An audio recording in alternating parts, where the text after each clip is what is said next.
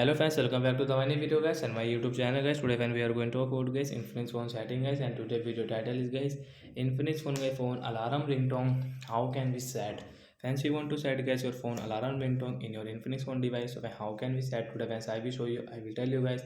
So first of all, go and subscribe the channel guys. Click the bell icon, like the video. So guys, we will on guys our phone setting guys.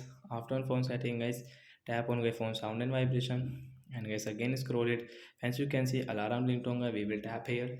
So which ringtone you like guys, you can set from here. I will set get this bell ringtone and okay. And guys I will increase my alarm volume from here guys. You want to increase, you want decrease, you can decrease left side, increase guys right side guys, we can increase and decrease.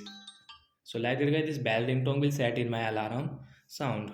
So like that guys, we can set guys phone alarm ringtone in Infinix phone device. So that's it guys, thanks for watching the video. I hope friends you understood how to set alarm ringtone in our Infinix phone device. So bye bye guys, thanks for watching the video guys.